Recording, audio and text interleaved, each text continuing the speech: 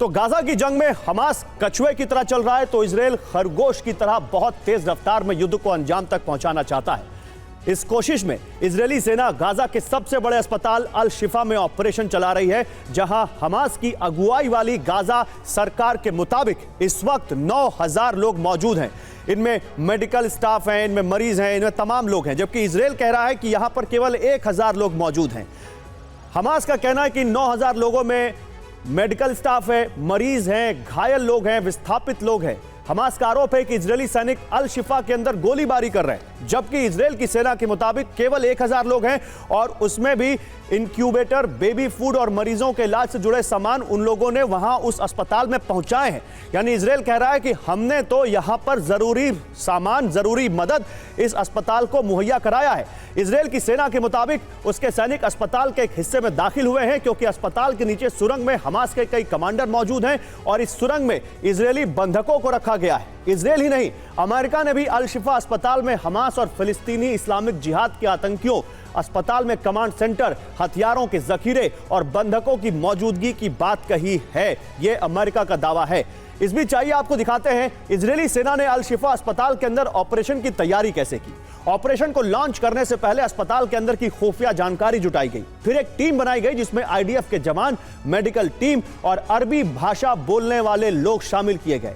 इन्हें special training दी गई ताकि अस्पताल के अंदर आम लोगों को कोई नुकसान न पहुंचे, क्योंकि हमास यहां भर्ती मरीजों और पनाह लिए लोगों को अपनी ढाल के तौर पर इस्तेमाल कर रहा है। ऑपरेशन से पहले आईडीएफ ने बार बार सार्वजनिक तौर पर हमास से अस्पताल में आतंकी अड्डे और इसके गैर कानूनी इस्तेमाल से बाज आने की अपील की। इससे पहले बड़े पैमाने पर अस्पताल से लोगों को बाहर निकाला गया।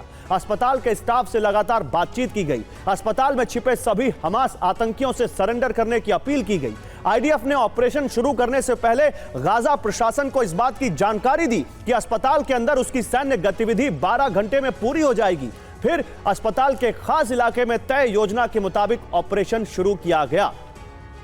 जनरल मेस्टन, ये पूरी तरह से यहां पर यह रिपोर्ट बताती है कि इजरायल ने केवल ऐसे हवा में यह दावा नहीं किया, उनके पास उन्होंने पूरी रेकी की, पूरी वहां पर रिपोर्ट तैयार की और उसके बाद यह हमला अल शिफा पर हुआ है।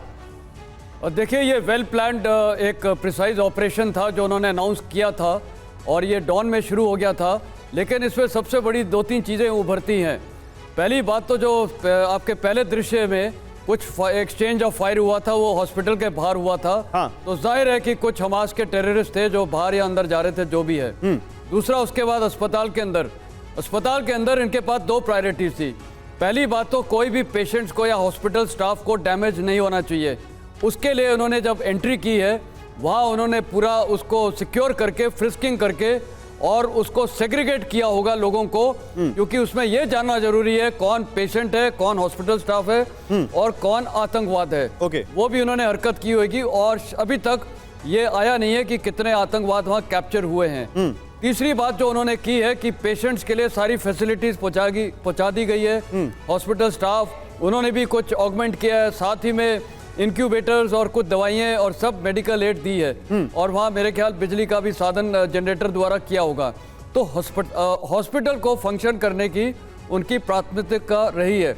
लेकिन अब सवाल उठता है कि जो हमास का जो कमांड कंट्रोल सेंटर है, जाहिर है वो बेसमेंट पे है, नीचे है और वहीं से अंडरग्राउंड टनल जारी हैं। अब उनको ढूंढना वो बेसमेंट में क्या क्या है और वहाँ पर वो जो होस्टेजेस हैं वो कहाँ छिपाए गए हैं, अब उनकी प्रायोरिटी वो होगी। और जब तक वो नहीं मिलते, इजरायली सेना को यहाँ पर काफ़ी लंबा समय लगेगा।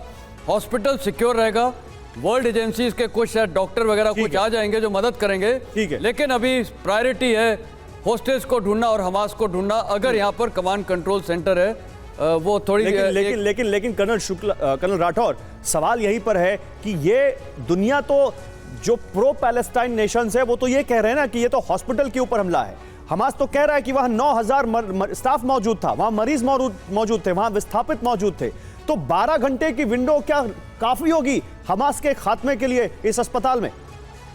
देखिए, ये इंफॉर्मेशन वॉरफेयर का एक हिस्सा है।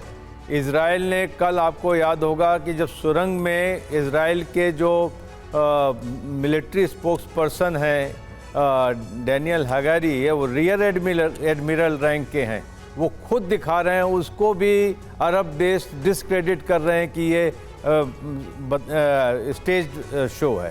तो अगर अस्पताल के नीचे सुरंग मिलती है, अस्पताल के नीचे बेसमेंट मिलते हैं और उनका इस्तेमाल अगर हमास कर रहा है तो अस्पताल को किस तरीके से छोड़ा जाना चाहिए। ओके। पहली बात ये है। दूसरी बात यह है कि इंटरनेशनल लॉ या रूल ऑफ लॉ को फॉलो करने के लिए एक एटमॉस्फेयर होना चाहिए। हमास वो चीज़ करना नहीं चाहता। हमास सिविलियंस हैं, चाहे पेशेंट्स हैं, चाहे हॉस्पिटल स्टाफ है, सबको शील्ड बना करके अगर आप रखेंगे ओके, तो उसके लिए इजरायली फोर्स फिर मजबूरन उस पर अटैक करेगी। ठीक है। आप अल-शिफा हॉस्पिटल खाली कर दीजिए, हाँ। उसके बाद इजरायली सेना के ऊपर ये जिम्मेदारी बनती है कि पेशेंट्स और हॉस्पिटल स्टाफ को प्रोवाइड करें बात जो भी चाहिए उनको। ठीक बात है। ठीक है, इसी बीच देखिए एक बड़ी खबर आ रही है और वो खबर अब आपके सामने लेकर आता हूं। ये बहुत बड़ी खबर है गाजा युद्ध से जुड़ी हुई। गाजा युद्ध पर आईडीएफ का सबसे बड़ा दावा, अगले 3 हफ्ते में हमास का पूरा सफाया। तो एक 14 दिन की टाइमलाइन आई थी, अब 3 हफ्ते की टाइमलाइन आ गई है। उत्तर गाजा से मिटेगा नामो निशान, अगले 1 साल तक गाजा में रहेगी आईडीएफ। ये देखिए धीरे धीरे जैसे जैसे ये युद्ध बढ़ रहा है, इजराइल का गाजा प्लान आप कह सकते हैं सामने आ रहा है। गाजा में इजराइल की 3 डिवीजन मौजूद हैं। गाजा में इजरायली फोर्स का सर्च ऑपरेशन चल रहा है और वो कह रहे हैं कि 3 हफ्ते लगेंगे और हमास का खात्मा हो जाएगा 3 हफ्तों में। और हमास कह रहा है कि युद्ध लंबा खींचेगा। हमास कह रहा है कि हम इस युद्ध को लंबा खींचेंगे, लेकिन इजराइल कह रहा है कि हम यहां पर बहुत जल्दी हमास का खात्मा कर देंगे 3 हफ्ते में। और वो ये भी कह रहा है कि हमास के खात्मे के लिए हम वहां पर लगातार मौजूद रहेंगे। लेकिन आइए